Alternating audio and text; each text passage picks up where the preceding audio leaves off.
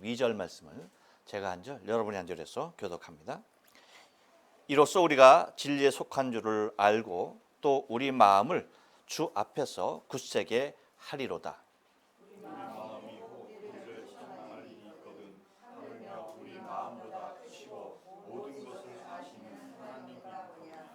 사랑하는 자들아, 만일 우리 마음이 우리를 책망할 것이 없으면 하나님 앞에서 담대함을 얻고 무엇이든지 구하는 바를 그에게 받나니 이는 우리가 그의 계명들을 지키고 그 앞에서 기뻐하시는 것을 행함이라. 아멘.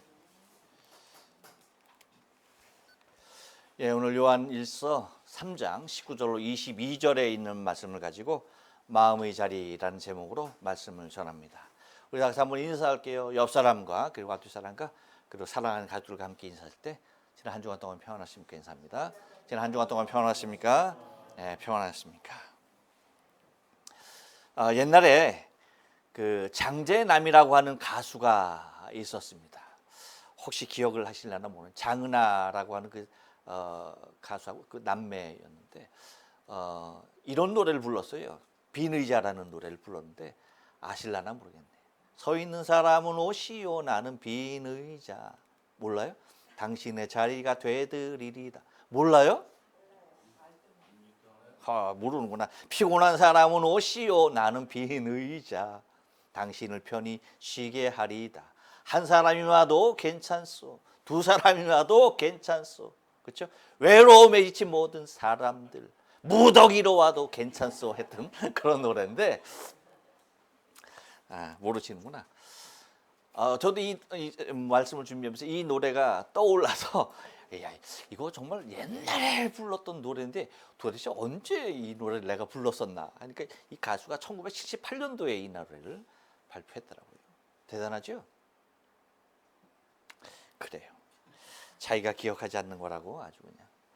지금 여러분 우리가 예배하고 있는 환경은 몇 자리가 되지 않지만 꽤 넓은 장소에서 많은 자리가 있고 많은 사람들이 예배하고 있었을 때에도 가만히 보면 늘 자신이 앉는 자리를 앉고 있는 것을 바라보게 됩니다.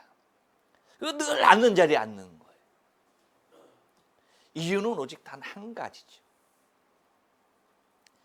그 자리가 늘 비어 있어서도 아닙니다. 그리고 누가 당신은 거기 앉아 라고 말을 했기 때문에는 더더욱이 아닙니다. 빈자리는 늘 비어 있고요. 앉는 자리만 늘 앉아요. 그리고 내가 앉는 그 자리에 누군가가 앉아 있으면 어떻게 되는 거예요? 불편해요. 너무 불편해. 그 자리에 앉아 있다 해서 누군가가 나에게 돈을 주는 것도 아니고 예배에 더욱더 집중하기 위해서도 결코 아니에요. 그럼에도 불구하고 누군가가 내 자리에 앉았다? 그러면 예배 드리는 내내 뭐예요? 그 사람 쳐다보는 저 누구지 뭐지? 그런 거죠. 도대체 뭔데 내 자리에 앉은 거지? 그렇게 이제 되는 겁니다. 더 좋은 자리가 있어서 절대 거기 앉지 않아요. 그래서 그 다음 주 왔는데 또 그 사람이 앉아 있어. 그럼 뭐예요? 이것 봐라 하는 거 이제 속으로 이것 봐라 하면서 또 다른 자리에 앉아서 그 자리를 바라보게 되는 거죠. 그러면 그 다음 주는 어떻게 되겠어요? 셋째 주에는 어떻게 되겠어요? 일찍 가야지. 일찍 가는 거야. 일찍 가서 그 사람이 오기 전에 내 자리에 앉는 거야. 그러면 여러분 그 사람은 어떻겠어요? 와서 자기가 앉아서 거기 앉아 있으면 다른 자리에 앉아야겠죠. 그러면 그 사람은 편할까요? 편하지 않아요. 왜? 이미 그 사람도 그 자리에 두 번 앉았었기 때문에 다른 자리에 앉는다는 것이 불편한 거야. 그런 거예요. 그 다음 주에도 그 사람이 여기 와 앉아 있다 하면 이제 이 새로운 사람이 생각하는 저 자리는 저분이 앉는 자리였구나라고 드디어 뭐예요? 4주 차에 그 놀라운 진리를 깨닫게 되는 거죠. 그러니까 내 자리에 누가 앉았을 때 예배하는 내내 뭐예요? 신경이 쓰이고 찝찝한 거예요. 이유는 뭐예요? 내 자리를 잃었기 때문이에요. 내가 늘 앉던 자리를 누군가에게 빼앗기 때문이에요. 오늘 여기 앞자리 두 자리가 비었는데 여기 여러분 앞자리 금자리라고 하잖아. 근데 왜 안 앉아요? 늘 앉는 분들이 안 오셨어. 그렇죠? 그렇기 때문에 비어 있는 거예요. 이 자리는 왜 비어 있을까요? 늘 비어 있어요. 아무도 안 앉아. 그러는 겁니다.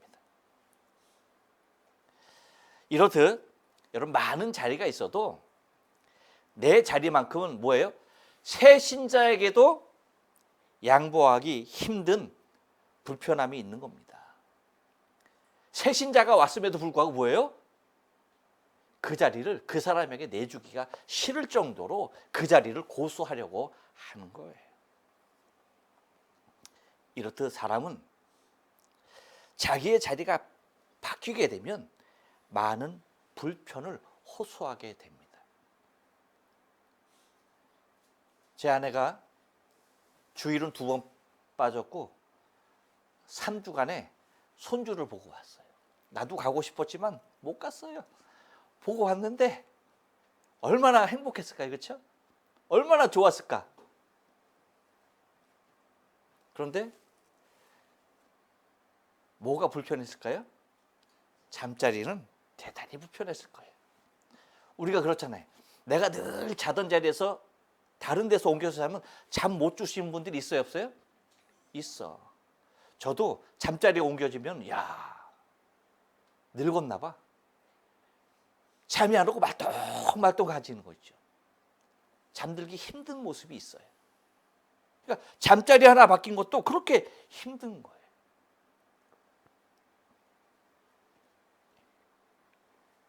그런데 여러분, 그 어떤 자리보다도 편해야 하는 자리가 있어요. 이렇듯 여러분, 우리가 잠자리, 내 예배 자리 이거 하나 바뀌어도 불편한데 하물며 여러분, 우리의 마음의 자리는 어떨까요? 마음이 불편하면 내가 편하게 앉아있는 이 예배의 자리도, 내가 잠을 편히 잘 수 있는 나의 잠자리도 결코 편할 수가 없다는 거예요. 무엇이 불편하면?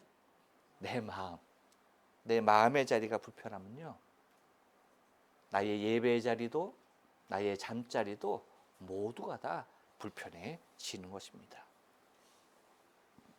따라서 마음이 편해야만 모든 것이 편할 수 있다는 말입니다. 그래서 여러분, 오늘 본문을 보면 우리의 마음의 자리가 어디인가를 오늘 본문을 통해서 우리에게 지적을 해주고 있는 것을 우리는 발견하게 됩니다. 그래서 오늘 본문을 중심으로 해서 우리의 마음의 자리 한번 상고하면서 은혜를 나누기를 원합니다. 여러분, 우리 마음의 자리는요, 한번 따라서 합니다. 주 앞입니다. 19절 말씀 다 같이 읽을게요. 시작. 이로써 우리가 진리에 속한 줄을 알고 또 우리 마음을 주 앞에서 굳세게 하리로다. 아멘. 예. 여러분, 모든 일은 마음 먹기에 달렸다라는 말 아십니까? 들어봤죠? 네. 어떠한 일이라도 무엇 먹기에 달렸다? 마음 먹기에 달렸다. 어떤 마음을 먹느냐에 따라서 그 일이 되기도 하고 안 되기도 한다는 말이에요. 이것은 세상의 모든 사람들도 자신의 마음을 굳게 하는 것이 얼마나 중요한지에 대해서 너무나 잘 알고 있다는 내용입니다. 여러분, 이스라엘 백성들이 출애굽을 하고 가나안 땅을 향하여서 가는 그 도중, 곧 출애굽을 했어요. 근데 아직 가나안 땅에 들어가지 못했어요. 그 시기는 곧 모세가 그들을 가나안 땅까지 들어가야 하는 것이 그들에게는 굉장히 편하고 좋았을 텐데, 하나님께서 모세를 가나안 땅까지 들어가게 했어요? 못했어요? 못했죠. 너는 그 땅을 바라만 볼 것이다 라고 얘기했어요. 단속 2번 치는 바람에. 그렇죠? 그래서 그들이 이 모세의 인도함을 따라서 이제 요단강 바닷가까지는 왔는데 그들이 건너가야 할 땅을 보면, 여러분 신명기 31장에 보면 이제는 모세가 자신의 때를 알지요. 이미 자신의 나이도 몇 살이다? 나는 120세다 라고 하면서 나의 거동도 이제 불편하고 하면서 뭐 하는 겁니까? 하나님께서 나에게 들어가지 못하겠다라고 하는 그 말씀도 있고, 그래서 이스라엘 백성들을 자기를 대신해서 자기 지도자로 그들을 이끌고 그 땅, 가나안 땅에 들어가야 할 여호수아를 향하여, 곧 이스라엘 백성과 여호수아를 향하여서 하는 말이 있습니다. 여러분 그것이 무엇입니까? 그것이 다른 말 아니에요. 우리가 잘 아다시피 마음을 강하게 하고 담대하게 하라는 거예요. 이 말씀이 그들에게 하는 모세의 말이었어요. 그들에게는 너무 힘들고 어려운 일이 지금 남아있는 상태예요.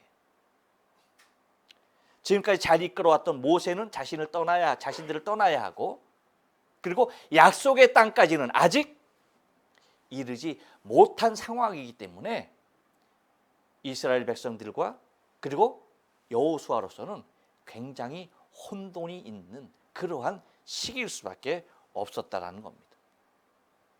곧 혼란기죠. 이럴 때 그들에게 하는 말이, 모세가 먼저는 신명기 31장 6절의 말씀은 누구에게 하는 거예요? 백성들에게 먼저 얘기합니다. 이렇게 얘기해요. 너는 마음을 강하게 하고 담대히 하라. 그들을 두려워 말라. 그들 앞에서 떨지 말라. 이는 내 하나님 여호와 그가 너와 함께 하실 것임이라. 반드시 너를 떠나지 아니하시며 버리지도 아니하시리라 라고 얘기합니다. 이것을 누구에게 말한 거라고요? 백성들에게 이렇게 말한 겁니다. 그리고 그 다음 절 7절에는 여호수아에게 말을 하죠. 뭐라고 말합니까? 모세가 여호수아를 불러 온 이스라엘 목전에서 그에게 이르되 너는 마음을 강하게 하고 담대히 하라.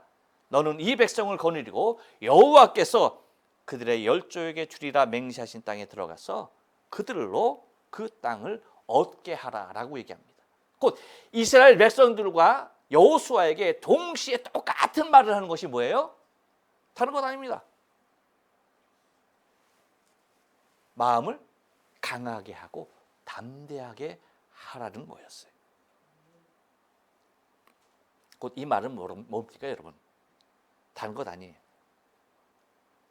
곧 저들의 마음을 담대하게 가질 것에 대하여 말하고 있는 겁니다. 근데 저들의 마음이 담대해질 수 있는 길이 무엇이라고 얘기하고 있는 거예요?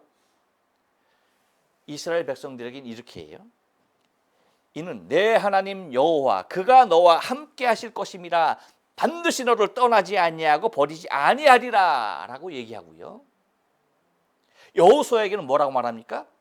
여호와께서 그들의 열조에게 주리라 맹세하신 땅에 들어가 그들로 그 땅을 얻게 하라 라고 얘기하는 겁니다. 이 말을 종합해 보면 무슨 말이에요?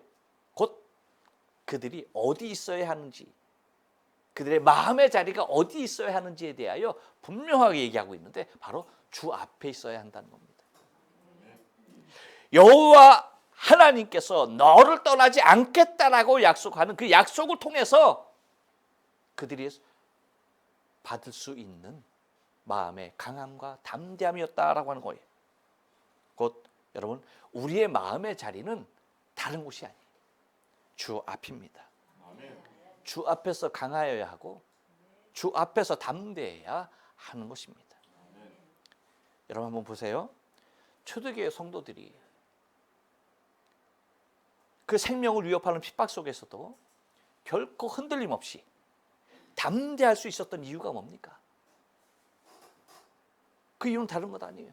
그들의 마음의 자리는 항상 주 앞에 있었기 때문에 그래요. 늘 주님을 바라봤기 때문에.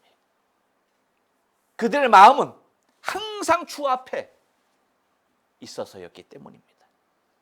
그렇기 때문에 그들은 결코 담대함을 잃지 않았어요. 그 어떠한 핍박이 와도 거기에 흔들리지도 않았고 거기에 넘어지지도 않았습니다. 자신의 생명을 내놓으면서까지 그 자리를 지킬 수가 있었던 것입니다. 여러분, 지금도 영적인 전쟁, 이 혼돈의 시대는 지속되고 있는 것입니다. 우리의 마음도 똑같아요. 우리 마음에 있어야 할 곳이 어디예요? 주 앞이에요. 항상 주 앞에 있어야 하는 것입니다. 그래야만이 우리가 흔들리지 않는 거예요.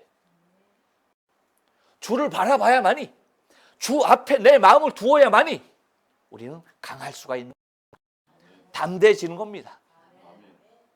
그래서 우리의 마음의 자리는 다른 곳 아니에요. 오직 주 앞입니다. 또 하나 마음의 자리는요, 한 번 더 따라서 합니다. 양심 앞입니다.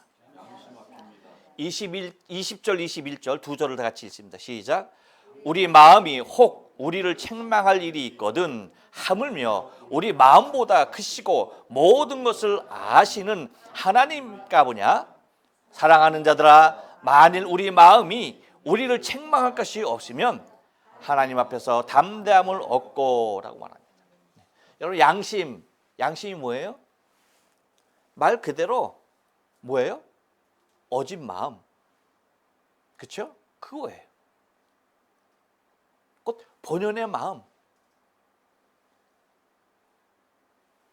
사전적 의미로는 사물의 가치를 변별하고 자기의 행위에 대하여 옳고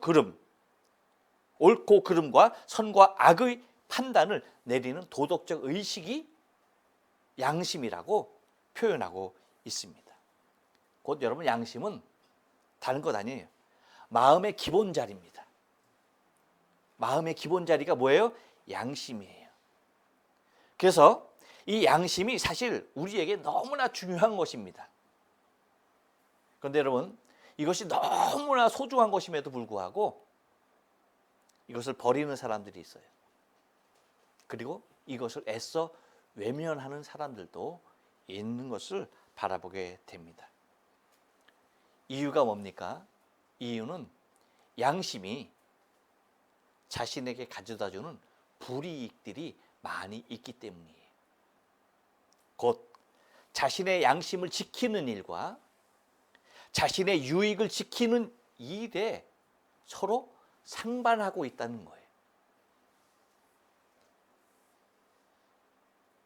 양심을 지킨다는 것이 나 자신의 유익을, 나 자신의 이익을, 이권을 버려야 하는 그러한 일들이 많이 있다는 거예요. 곧 양심을 버리면 나에게 많은 이권이 올 수가 있는 환경이 요즘의 환경이라는 것입니다. 곧 세상의 환경은요, 우리의 양심을 버려야만이 성공할 수 있는 분위기로 만들어져 있다는 거예요. 이것이 점점 심화되어져 가는 거죠. 이것은 철저하게 사탄의 계략입니다. 그래서 우리로 하여금 양심을 내 성공에, 그리고 내가 나가야 하는 앞길에 걸림돌이 되게 만들어 버리는 것입니다. 그래서 이것을 제거하고 양심을 버리고 그리고 없애고 내 눈에 보이는 대로 내가 취할 것을 취하는 대로 갖게 하는 구조로 만든다는 것입니다. 그렇기 때문에 여러분, 우리 믿음의 사람들은 우리 양심을 지키기 위해서 발부둥 쳐야 하는 거예요. 애써야 하는 것입니다. 사실은. 여기에 대한 피 흘리는 싸움이 사실은 우리에게 영적으로 필요한 거죠. 여러분, 혹시 다윗을 기억하십니까? 다윗이 베들레헴 성 곁에 있는 그 우물, 그 물을 마시고 싶어서 그냥 자신의 말로 그냥 하는 그 말을 듣고 새 용사가 블레셋 사람들의 군대와 충돌해 가면서 그 우물물을 길어오죠. 그랬을 때 그 다윗이 이것을 마셔요, 못 마셔요? 못 마셔요. 여러분, 이 물이 그냥 그 적진에 있었기 때문에, 블레셋 적진에 있었기 때문에 다들 자는 사이에 몰래 가서 가져온 게 아니에요. 사무엘하 23장 6절에 보면, 16절에 보면 이렇게 얘기해요. 새 용사가 블레셋 사람의 군대를 충돌하고라고 얘기합니다. 블레셋 사람의 군대를 충돌하고 지나서 곧 싸워서, 그 군대와 싸워서 그 우물까지 갔다는 거예요. 그리고 그 물을 길어왔다는 겁니다. 결코 손쉽게 갖고 오는 물이 아니었어요. 그렇기 때문에 17절에서 다윗이 그렇게 얘기하죠. 가로되 여호와여, 내가 결단코 이 일을 하지 아니하리다. 마시는 그 일을. 이는 생명을 돌아보지 아니하고 갔던 사람들의 피니이다 하고 마시기를 즐겨 아니하니라. 새 용사가 이런 일을 행했다라고 하는 거예요. 그래서 이 물을 어떻게 합니까? 하나님 앞에 제사하죠. 여러분, 다윗의 이러한 행동은요, 율법과 계명에 근거한 것이 결코 아닙니다. 그렇잖아요. 어디 하나님 말씀에, 어디 율법과 계명에 이런 말씀이 있어요? 없습니다. 곧 양심은요, 계명과 율법 이전에 인간의 마음에 심어놓은 인간의 도리인 것입니다. 하나님께서 당신의 모양과 형상으로 창조한 인간들만이 가질 수 있는 마음의 자리인 것입니다. 이것을 저버리지 말아야 할 이유가, 우리가 양심 앞에 서지 못하면요, 우리의 양심을 버리게 되며 주 앞에서도 계명 앞에서도 결코 서지 못하게 되기 때문입니다. 그래서 마음의 기본 자리를 잃게 되는 것입니다. 그렇기 때문에 오늘 말하는 것이 20절로 21절에 말하는 것이 뭐예요? 우리 마음이 혹시 우리를 책망할 것이 있거든. 무엇에 비추는 거예요? 자신의 양심에 비추는 겁니다. 무엇을? 자신의 마음을. 그러면서 거기에 비추어지고 어디로 나가는 거예요? 우리 마음보다 크시고 모든 것을 아시는 하나님일까 보냐라고 하나님 앞에까지도 뭐예요? 나갈 수 있게 된다는 거예요. 그리고 뭐라고 말합니까? 21절에 사랑하는 자들아, 만일 우리 마음이 책망할 것이 없으면 하나님 앞에서 담담을 얻고라고 얘기하는 겁니다. 이와 같이 여러분, 우리의 중심, 곧 우리의 마음의 자리, 곧 양심 앞에 서는 것이 얼마나 중요한가라고 하는 거예요. 그래서 여러분, 우리 믿음의 사람들은 항상 나 자신의 양심 앞에 결코 부끄러워할 수 없어야 돼요. 부끄러워하지 말아야 되는 겁니다. 곧 양심이 꺼려하는 일에 대하여 담대하게 뭐 해야 되는 거예요? 떨칠 수 있는 용기가 필요한 거예요. 왜요? 우리는 우리의 마음이 우리 양심 앞에 부끄러움이 없어야 하기 때문에, 우리 마음의 자리가 거기 있기 때문에 그래요. 그런데 많은 것을 타협합니다. 그리고 많은 것을 포기하지 못해요. 그것을 포기하지 못하고 무엇을 포기합니까? 내 양심을 포기하는 일들이 많아요. 다윗이 위대한 왕이 될 수 있었던 것은 여러분, 하나님께서 주신 그 기본적인 양심, 계명 이전에, 여호와 말씀 이전에 무엇이? 그 선한 마음이, 그 어진 마음이, 그 착한 마음이 그에게 있었다는 거예요. 여러분, 우리도 하나님 말씀 이전에 뭐예요? 계명 이전에 하나님께서 우리에게 비추게 하시는 내 양심 앞에 내 마음이 정결한 모습으로 서 있을 수 있어야 하는 것입니다.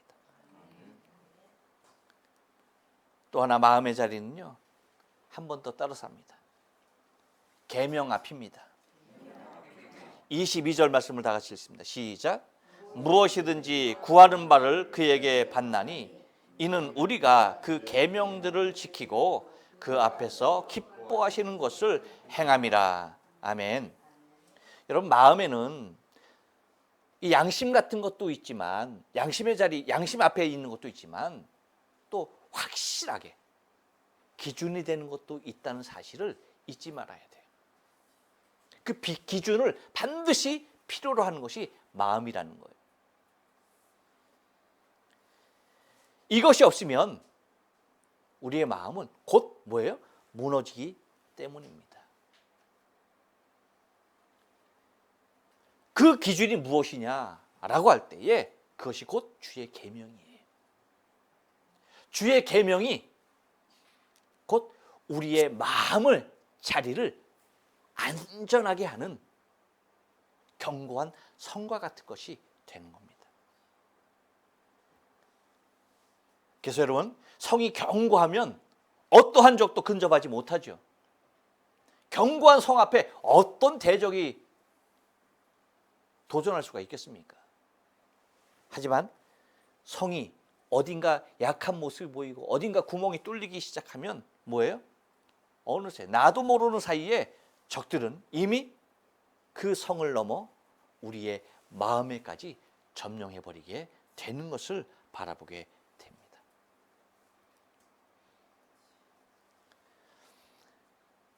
이스라엘의 역사가 남북으로 갈리게 되죠. 그랬을 때 그 남쪽 그 유다 왕 중에 요시야가 있죠. 이 요시야 왕 18년에 어떤 일이 있냐면 성전에서 모세 율법이 발견하게 됩니다.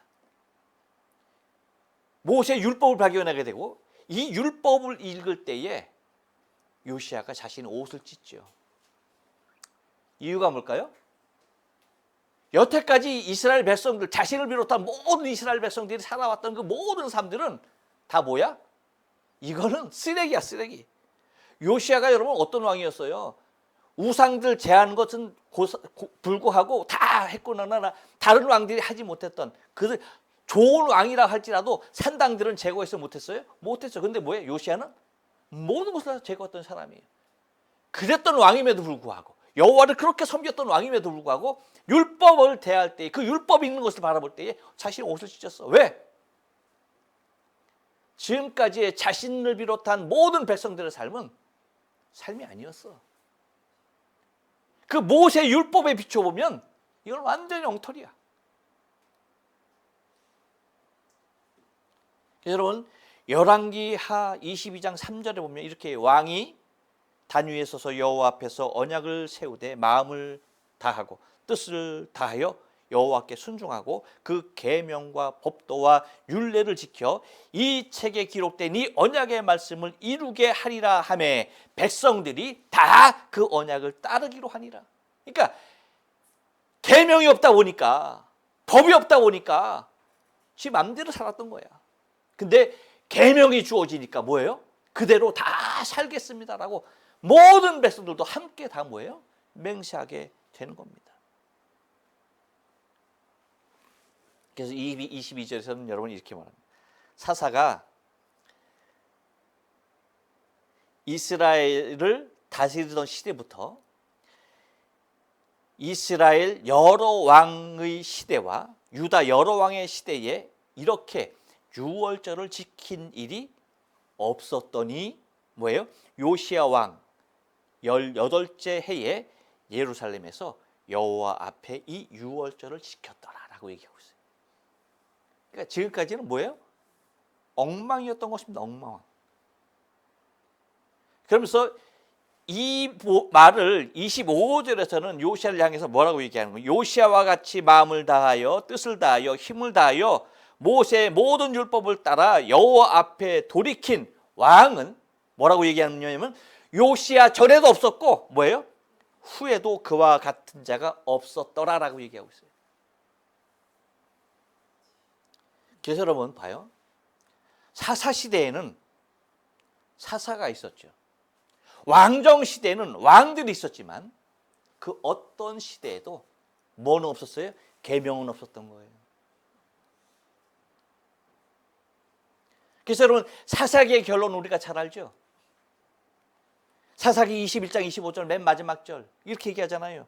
그때에 이스라엘의 왕이 없으므로 사람이 각기 자기 소견에 옳은 대로 행하였더라.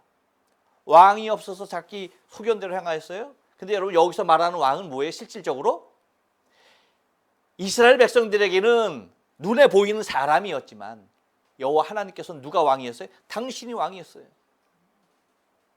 그러니까 그들 앞에 하나님이 있었다 없었다? 없었다. 그리고 왕정 시대가 시작되지 않습니까? 근데 왕들은 있었지만 또 누구 마음대로 행한 거예요? 계명대로 행했습니까? 아니죠. 왕의 마음대로 왕의 말대로 행했던 것이죠. 계명이 없었던 겁니다. 곧 그래서 그때에도 곧 사사 시대에는 자기의 소견대로 왕정 시대는 누구의 소견대로? 왕의 소견대로 그렇게 행하였던 것이죠. 여러분 우리의 마음도 똑같아요. 계명이 없으면요, 즉 여호와의 말씀이 없으면 내 마음이 법이 되고 내 생각이 기준이 되는 거예요. 그것은 곧 죄악의 길, 그 길로 가는 첩경이 되고야 마는 것입니다. 그래서 오늘 22절에서 얘기하는 거예요. 뭐예요? 무엇인지 구하는 바를 그에게 받나니 이는 우리가 그 계명들을 지키고 그 계명들을 지키고 그 앞에서 기뻐하시는 것을 행합니다. 우리의 마음이 어디에 있어야 합니까? 계명 앞에 있어야 돼요. 그것이 우리 마음의 자리예요. 그래서 항상 여호와의 말씀이 내 발에 등불이 되어야 되는 거예요. 내 눈에 항상 그 말씀만이 들어와야 하는 것이고 내 마음에 항상 여호와 하나님의 말씀만이 살아 있어야 하는 겁니다. 그래서 그 계명이 그 계명 앞에 내 마음을 항상 앉혀야 하는 거예요. 그래야만 내 삶의 기준이 뭐예요? 계명으로 기준이 되어 온전히 여호와 하나님께서 원하시고 우리 주님께서 바라시는 그 신앙의 삶을 매진할 수 있게 되는 것입니다. 바라긴 저와 여러분의 마음의 자리가 온전히 발견되기를 원합니다. 먼저는 주 앞입니다. 그리고 양심 앞입니다. 그리고 말씀 곧 계명 앞입니다. 이것이 우리의 마음의 자리인 것을 여러분 기억하시고 주님 오시는 그날까지 가장 편안한 그 마음 늘 유지하시며 행복한 기쁨의 신앙의 삶 되어지길 주님의 거룩하신 이름으로 축복합니다. 기도하십니다.